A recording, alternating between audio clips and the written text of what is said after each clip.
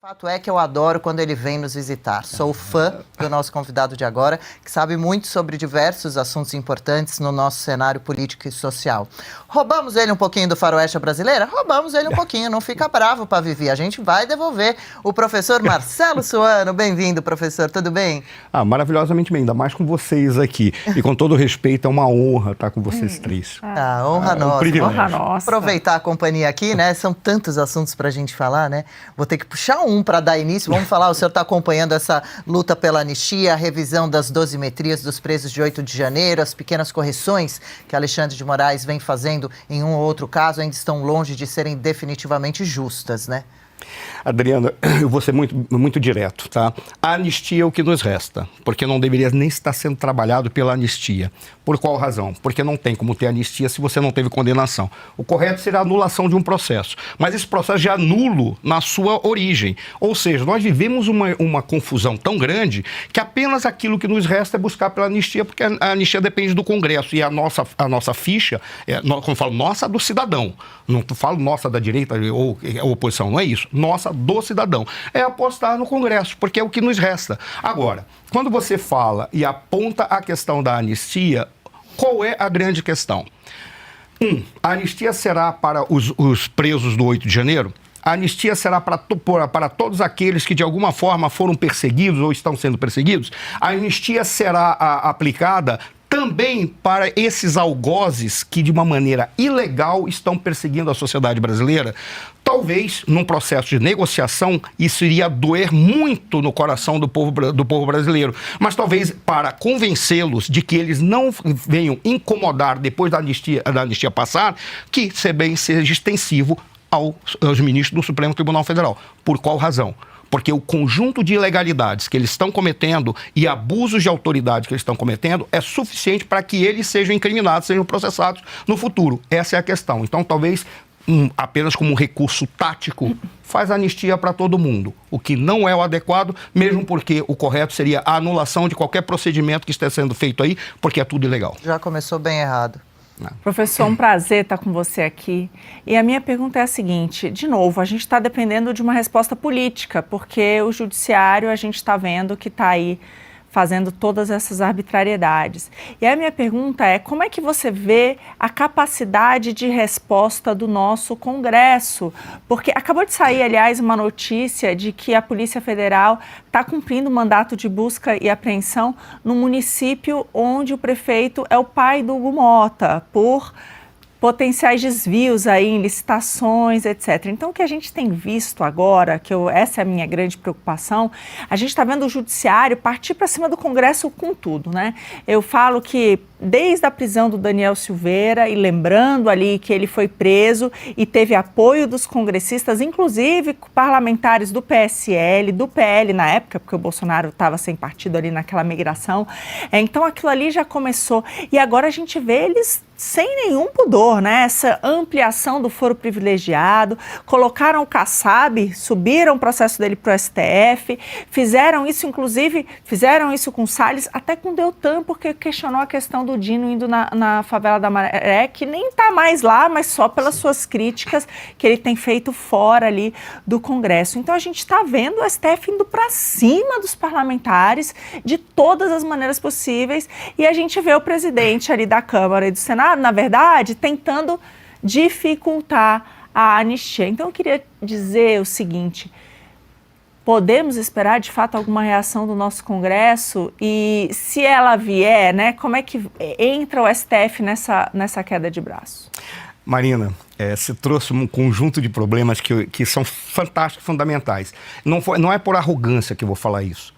Mas o problema todo está no nosso sistema político. Eu tenho falado isso várias vezes. Eu, quando tinha 25 anos, eu olhei a Constituição com todo respeito, pelo amor de Deus, ministro, não me prenda pelo que eu vou falar. É apenas uma posição de alguém que está avaliando. Eu olhei para aquela Constituição e disse, isso aqui é uma porcaria. Isso aqui é um lixo. Essa Constituição não serve. Ela foi feita para não dar certo. O sistema é tão injusto, aí eu faço elogio a você. Se o nosso sistema fosse correto, você teria sido eleita, ou pelo menos você estaria já trabalhando com garantias de uma eleição futura. Por quê? Porque é um sistema que não permite que o melhor ascenda. Muito pelo contrário. O melhor é deixado de lado porque ele traz problema. Ele traz propostas, ele traz debate sério, ele traz políticas públicas baseadas em evidências, coisa que o sistema não permite. Aí, quando a gente vê isso, a gente olha para o Congresso e pergunta, esse Congresso serve para quê? Ok? Talvez a única coisa que possa fazer com que o Congresso reaja não é um ditado, é uma regra, que quando eu era garoto, tinha 17 anos, eu era paraquedista. E o mestre de salto sempre dizia assim, no dia que você perder medo de saltar, não salte mais. Por quê? Você se torna imprudente, se torna irresponsável, você se torna próximo da temeridade. É o que está acontecendo com o STF. Eles perderam o medo de saltar. Então eles estão avançando, eles estão apostando. Por uma razão. A primeira delas é que eles não têm mais como recuar. Eles cometeram tantas ilegalidades que, se eles recuarem, eles sabem que a cabeça deles vai ser colocada a prêmio. E, ministro, pelo amor de Deus, não estou dizendo que é arrancar a sua cabeça. Isso é uma figura. É assim que a gente vive com medo. A gente está com medo. Sim. Mas eles sabem que eles serão empichados ou perderão seus cargos. Eles não têm mais como recuar. No entanto, em função desse jogo de apostas, em que acontece uma coisa, eles dobram a aposta. E eles estão avançando os parlamentares, chegará um momento em que eles vão mexer com personalidades dentro do Congresso que têm o mesmo peso de autoritarismo, o mesmo peso de problemas que eles têm. E aí será um sistema contra o outro. Nós vivemos num sistema em que você tem grupos que estão ainda não se digladiando diretamente, mas estão concorrendo. O problema é saber qual é o grupo do Supremo Tribunal Federal que pode ter respaldo dentro do Congresso. Aí você vê eles avançando no Congresso para frear quaisquer ações do Congresso. Caso do Hugo Mota, caso de que foi retirado, convenhamos, Kassab e Hugo Mota, do nada apareceram os processos que já estavam no colo dos ministros, mas eles deixaram na gaveta. Era uma das críticas que eu fazia. Quando você inventa o foro privilegiado e coloca um STF com a função recursal, o que você está colocando? Você não está criando um sistema de pesos e contrapesos. Você está criando um sistema de negociação entre autoridades para que nada se resolva. Você não tem uma fiscalização de um pelo outro. Você tem uma negociação da mais baixa possível. E aí eles já estão mexendo. Encobrindo os crimes dos outros. Exato. Negociando para dizer assim, olha, é quase com todo... Ministro, pelo amor de Deus, é apenas uma imagem, tá? É quase um pacto entre indivíduos que estão cometendo um crime. Olha, nós todos somos criminosos. Você não me entrega que eu não te entrego. Basicamente é isso.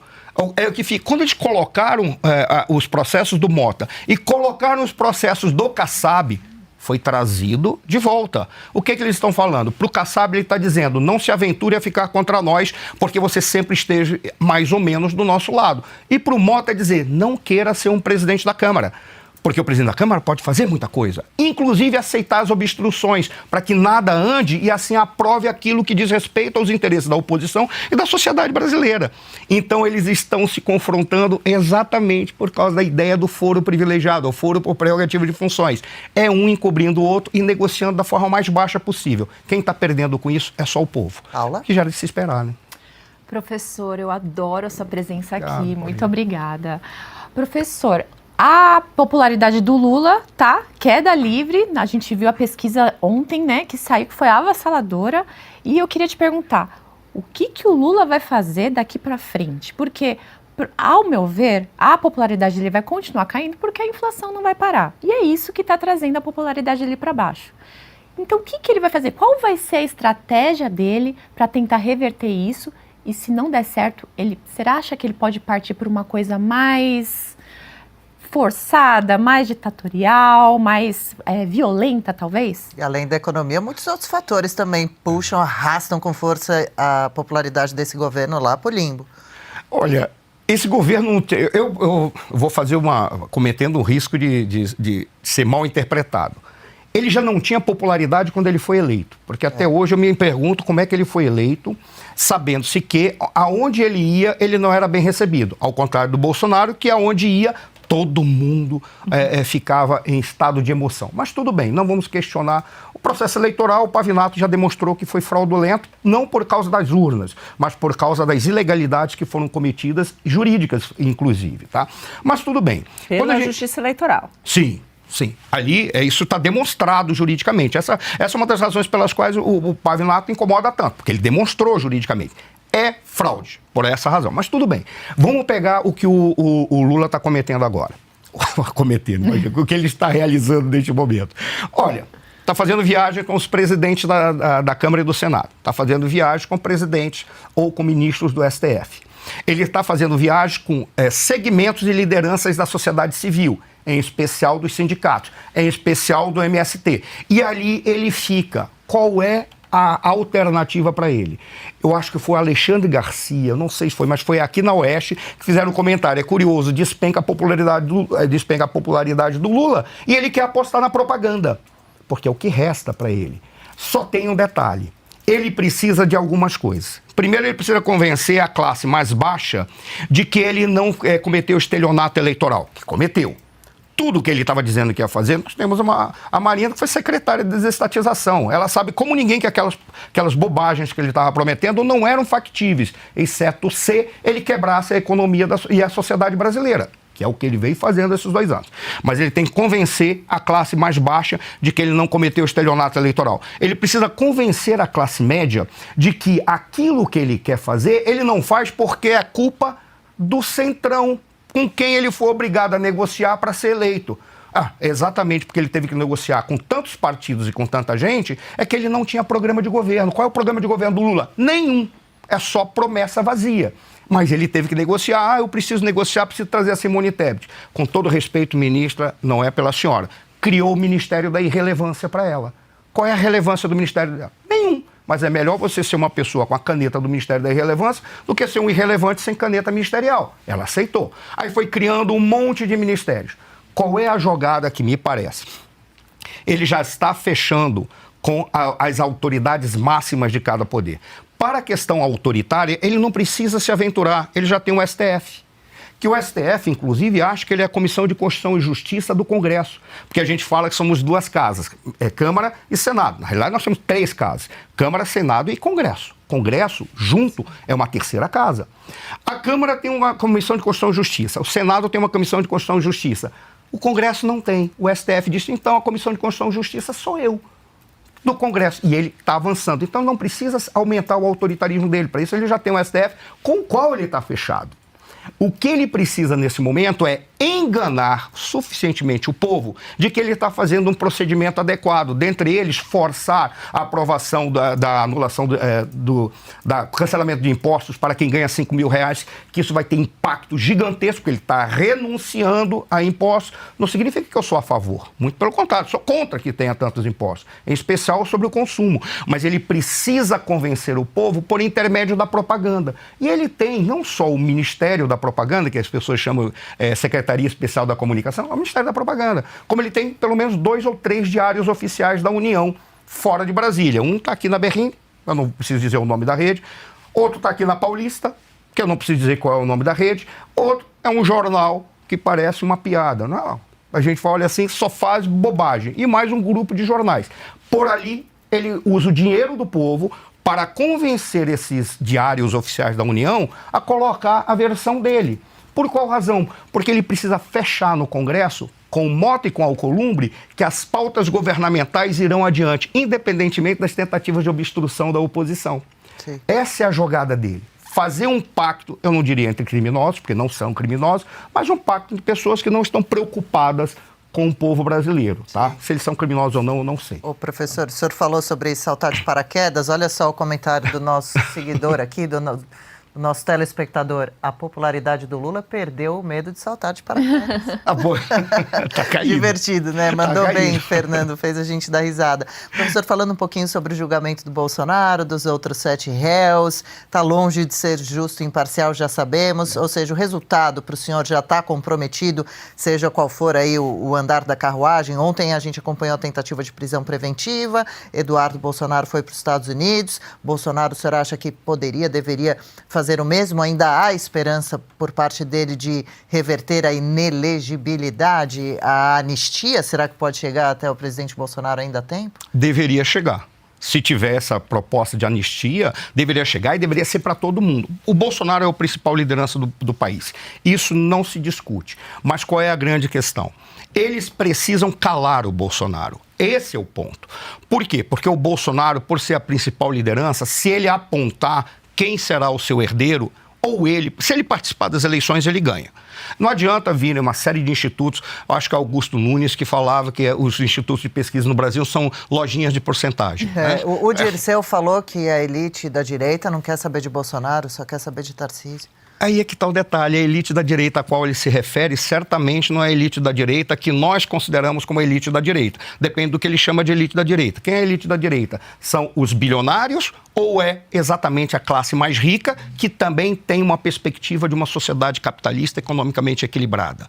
Depende do que o Zé Dirceu está falando. Boa parte da elite votou no Lula, né? Oi? Então, Exatamente. também... Aqueles que realmente poderiam ser essa elite ao qual ele está se referindo foram os caras que votaram do Lula. Por quê? Porque constitui uma pequena oligarquia que não quer o capitalismo do Brasil. Qual foi a grandeza do governo Bolsonaro que disse, eu não entendo nada de economia, por isso eu vou trazer um cara que entende, que se chama Paulo Guedes, que vai se cercar de pessoas espetaculares ao lado dele para produzir uma economia. O que Paulo Guedes queria? Vamos criar o capitalismo do Brasil. O Brasil nunca foi capitalista. Sim. Esse é que é o problema. Quando ele fala que a elite da direita não quer o Bolsonaro, quer o Tarcísio, isso é conversa fiada. A elite brasileira quer o Bolsonaro ou quem ele indicar, caso ele não seja elegível. O grande problema para mim que eu vejo no caso do Bolsonaro ser preso é só um. Tá? E esse é o temor que eu tenho e é o que eu pediria para o presidente Bolsonaro tomar cuidado e já se preparar. Se ele for preso ou solto, ele é a principal voz. Então tem que calar a sua voz. Corre-se o risco do Bolsonaro preso, entrar em depressão, se suicidar com 4 facadas nas costas, de repente ele já falou que tem medo de ser envenenado caso seja preso. Mas aí eu diria, só para ninguém dizer que eu estou fazendo teoria da conspiração, eu diria que seria mais ou menos, de repente ele é alérgico, ninguém não alertou que ele é alérgico, deram um remédio para ele, ironia, ele né, morre. Pessoal? Que seja, né? Mas esse é o medo que eu tenho. Por qual razão? Porque o Bolsonaro morto é melhor, porque a direita se fragmenta em busca do seu grande herdeiro. Aí é que está o problema. Como nós não temos uma pauta concreta que corporifique, isso é ser de direita, isso é ser conservador, isso é ser capitalista, e eu vou defender a propriedade e a liberdade, não a minha propriedade e a minha liberdade, aí nós temos uma pauta concreta e os herdeiros surgirão naturalmente.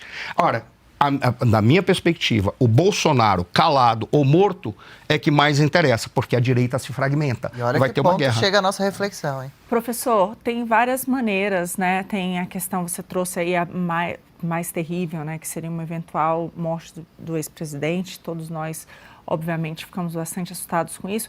Mas tem uma maneira também de matar a sua voz, né? Sim. Que de qualquer maneira a gente viu agora que a Débora... ela não pode usar as suas redes, não pode dar entrevistas, não pode... A gente viu o Bolsonaro, na véspera, né, das eleições municipais, ele não poderia falar com o Valdemar, né? Você criou ali vários mecanismos.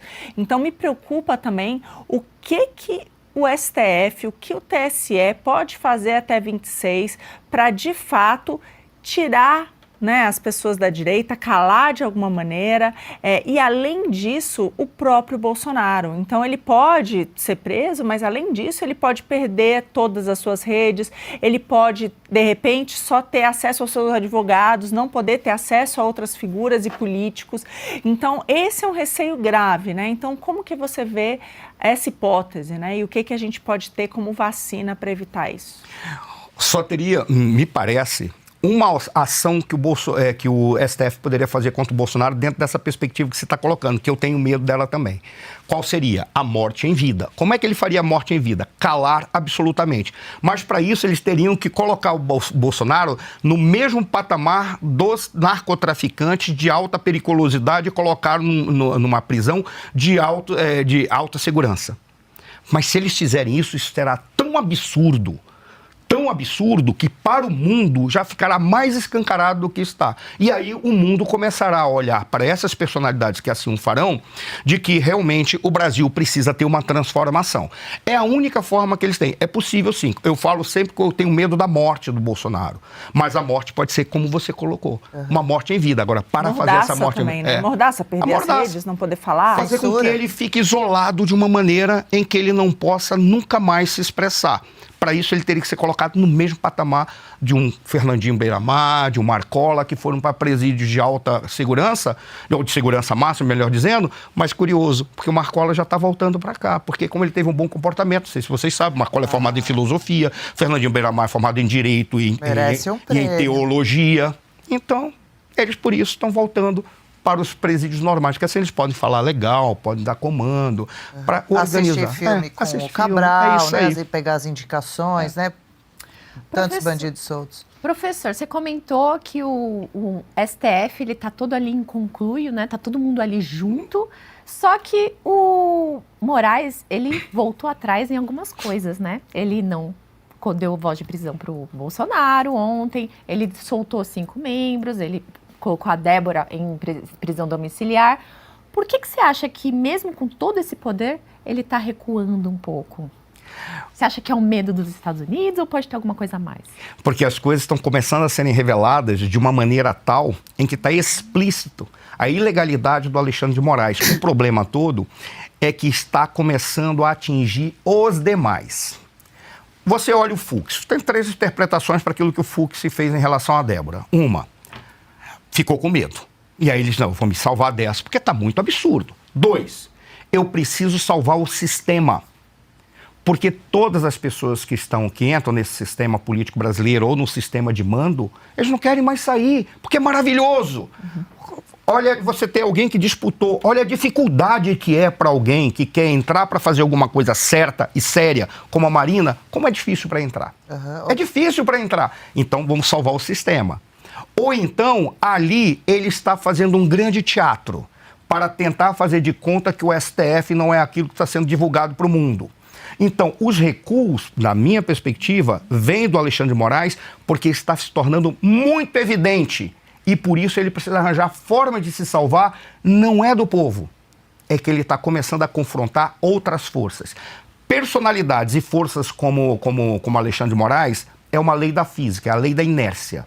Só para com uma força contrária. A pergunta é, qual é a força contrária que ele está começando a incomodar?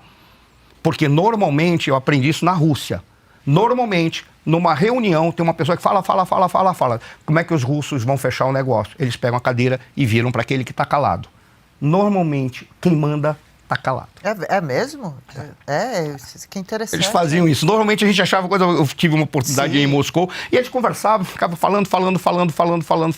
Sempre tem uma pessoa que fica calada e não fala nada, nem no ouvido, porque não é assessor. Aí o que eles faziam? Eles, bom, você é quem comanda o dinheiro, certamente. Você é quem vai falar. Aí eles começavam a negociar com a pessoa. 30 segundinhos, porque a gente precisa encerrar. A atuação de Fux, que tem se destoando um pouco, pode mudar um pouco a direção, o rumo das coisas, inspirando também outras autoridades, pessoas?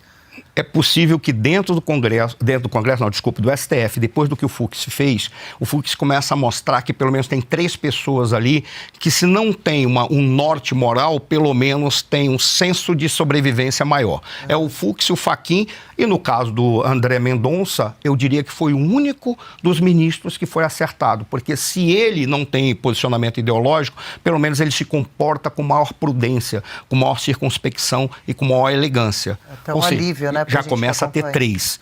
Se você for jogar para turmas, suponhamos que esses 3 estejam na mesma turma, na hora em que for fazer o debate, pelo menos dá 3-2. Determinados procedimentos começam a ser melhores. Comecinho importante. Mensagens no telão. O pessoal adora o professor Suano, não somos só nós, né? Geraldo dizendo, gente, é a primeira vez que eu estou assistindo. Que legal, bem-vindo. Tem um extraordinário cenário lindíssimo que não deve nada a outros europeus.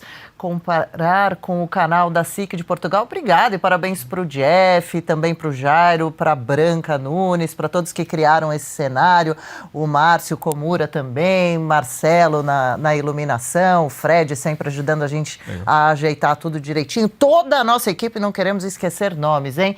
Ricardo diz, Revista Oeste é necessária e libertadora? Eba, realmente concordo, muito obrigada. Revista Oeste é minha TV. O Birajara Nunes, esse sobrenome a gente gosta, hein? Grande equipe. Parabéns, Oeste. Obrigada, André, também, viu? Um grande beijo para todos vocês. Professor Suano, essa meia hora que o senhor passa rápido demais, né? Volte outras vezes, porque os temas ficarem abertos. Consegui. Então, eu espero não ter decepcionado vocês, nem envergonhado o Oeste. Imagina, pelo amor de Deus. Sempre humilde e querido. Professor, o senhor vai estar hoje no Faroeste Brasileira? Vou estar no Faroeste Brasileiro. Vamos acompanhar. Até Suano mais tarde, em dose então. dupla na Oeste. É isso. Um beijo grande, professor. Ótimo dia, viu? Já vamos combinar. Cumprimento surfista? Professor, Cuidado com o até sinal, a a gente próxima. nunca sabe de qual Como é que é de facção paraquedista? Ah, não sei. Vamos investigar. investigar, legal. Bolsonaro também foi, né? Foi. Mas ele foi paraquedista de verdade. Eu fui paraquedista civil, brincava. Ele não, foi paraquedista de combate. Mas trouxe lições para sempre, né? Como a que o senhor Sim. contou pra gente aqui. Ótimo dia e já fica o convite pra gente agendar uma próxima participação, tá bom? Podem contar comigo, porque vir aqui é um privilégio. Ah,